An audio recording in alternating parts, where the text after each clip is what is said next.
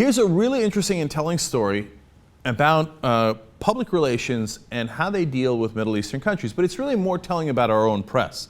So this one revolves around Syria. They were represented by a PR group called Brown, Lloyd, and James. Now that's not surprising because what they call BLJ for short has represented a lot of people and countries in the Middle East, some totally benign in terms of representing Qatar, for example, and trying to get them the World Cup in 2022, which I believe they were successful in. Yes, they were. They represented the Iraqi politician Ayad Alawi. He had originally won, and he was prime minister of Iraq at one point. He'd won another election. Now, you can have your thoughts about Alawi, but okay, I think a lot of people would find that normal in Washington. But inconveniently, they've also represented the Assad government in Syria and Muammar Gaddafi in Libya. So now they had told the outside world, no, we were done with them in 2010 regarding Syria. And, you know, Assad, I can't believe what he has done to his own people. And guess what we find out?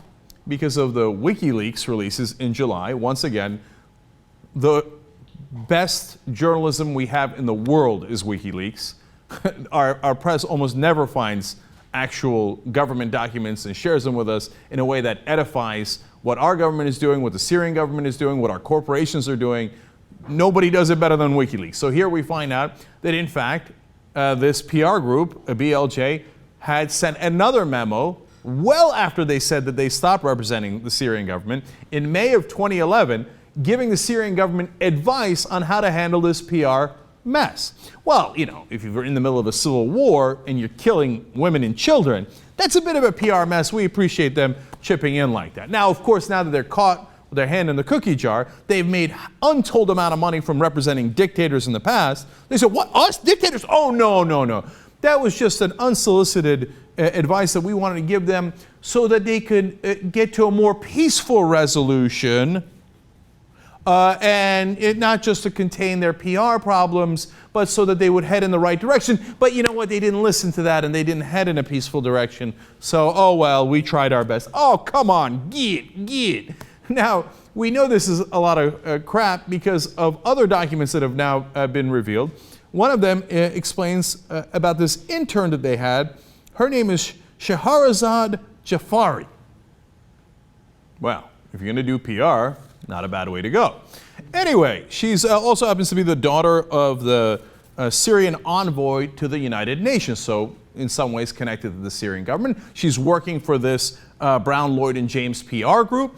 And Assad, if you remember, had an interview with Barbara Walters. Now, before the Barbara Walters interview, I love this.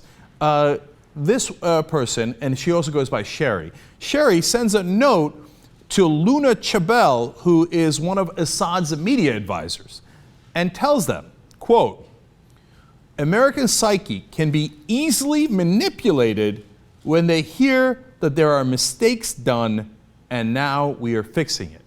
So she tells basically Assad to go and talk to Barbara Walters and say, you know, we understand there were some mistakes, but you know, we are looking to fix them. Now this is in the middle of butchering their own civilians. Do they think there was mistakes? No, the only mistake is that they didn't butcher enough of them in their opinion that they could quell the revolution, which they haven't been able to.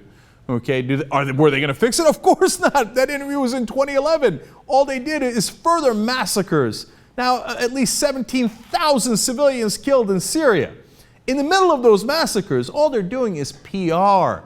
And they're paying a Western company to do that PR for them. And you know what? Sherry's right. That is how you manipulate the American people. And they are easy to manipulate. That's what every politician in America does after Hurricane Katrina.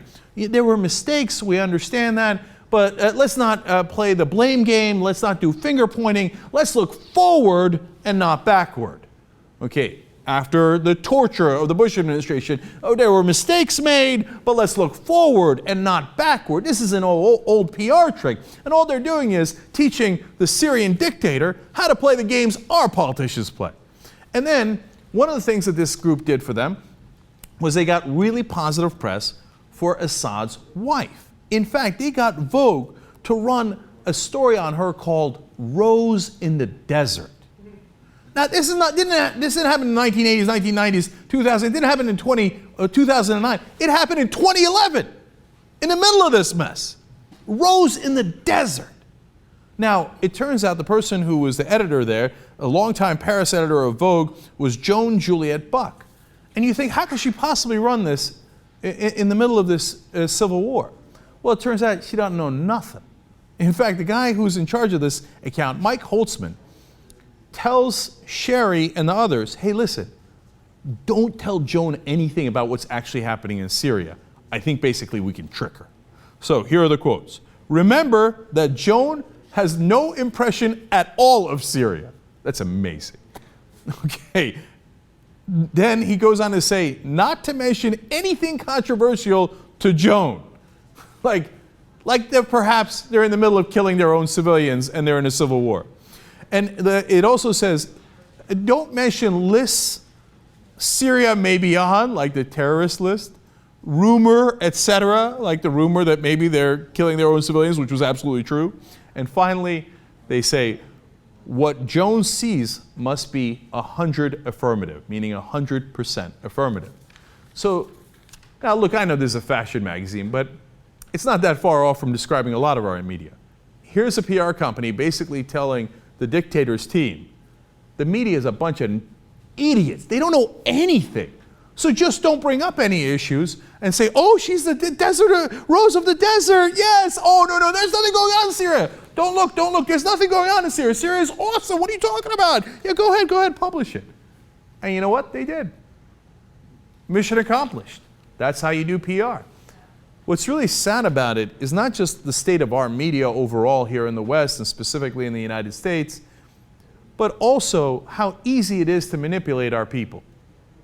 Just pay a little PR company and they get you some press. And by the way, it's the same PR company that represents the terrorist group Mujahideen al-Khalq. And what do?